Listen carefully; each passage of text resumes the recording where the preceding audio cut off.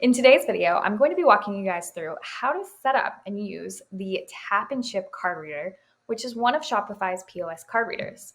Now, you may have seen my previous video where I walked you guys through how to set up and use Shopify's original card reader, which I believe is called the chip and swipe card reader.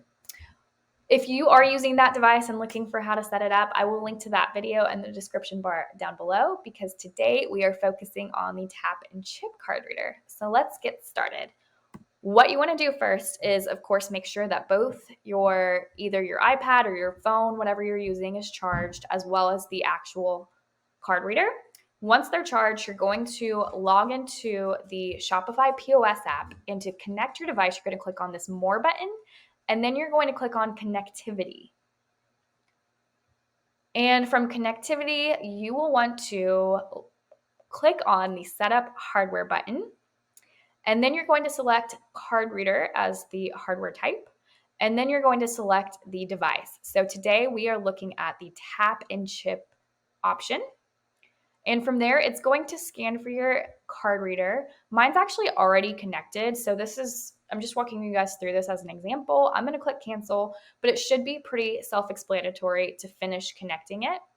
So what we're actually going to do is jump ahead. Now I'm at my actual pop-up event, and I have a customer who's ready to check out. So I'm going to use the tap and chip reader to check them out.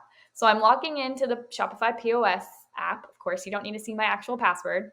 And from here, I'm just going to demonstrate this by creating a custom sale, but you could select a product from your inventory. With custom sale, all you have to do is just enter the price of the product that you're checking out, click the blue check mark, click add, and then from there you can check out by clicking checkout. So now you can see that it says my tap and chip reader is unavailable. Basically, we just need to wake it up. So to do that, you can actually click on the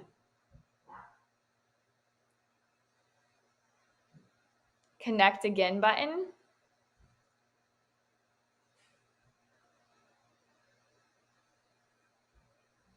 And now it's going to try to wake up the tap and chip card reader. If it's not on, you would need to go ahead and press the button on the side, the blue button, to wake it up. And now we can see that there are some blue flashing lights, and it has officially been connected. So we are ready to check out our customer, and you can either tap or insert their card. But let's say that this wasn't working for whatever reason, you couldn't connect. You can manually enter the credit card information like I'm demonstrating here. You would just take the customer's credit card, read their card number, and enter it in. And then you do have some requirements for what you need to enter, typical credit card information stuff. And then you can charge them that way. But instead, let's actually demonstrate how to actually use the device the way it's intended. So in this scenario, I'm actually going to get the customer's credit card.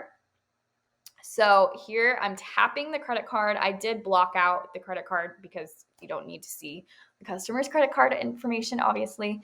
But from there, it says payment approved. And I, once again, blocked out the last 4 digits of their card number. And now we can send them a receipt. So I click text receipt, and I can enter in their phone number. And from there, you can click on the send button, and you are good to go. You can click done, and you have officially checked out your customer. Now, I thought I would throw this in. If you happen to see my pop-up event, I wanted to show you my little setup, and then just let you guys know that I got some really great new display items from a website called Displays to Go. I can link to their information in the description bar down below. But I actually got this little stand here that I'm showing you on the right-hand side that I use to show my jewelry. And I am obsessed with it. It's really easy to transport it because it comes apart and folds on top of each other flat. which is amazing for my needs with my pop-ups. So just wanted to throw that out there. If you guys are getting ready for a vendor event and you're looking for some awesome supplies, Displays to Go has everything you could possibly need, like banners and all sorts of displays, like clothing racks and just shelving units and just all sorts of fun things that you can use to make your vendor booths stand out. And with that, if you are looking for some inspiration for vendor booths, I actually have a ton of videos where I share some examples of some of my favorite vendor booths from past events. And yeah, so with that, I hope you guys enjoyed this video. Make sure to give it a thumbs up and subscribe, and I'll see you guys next time.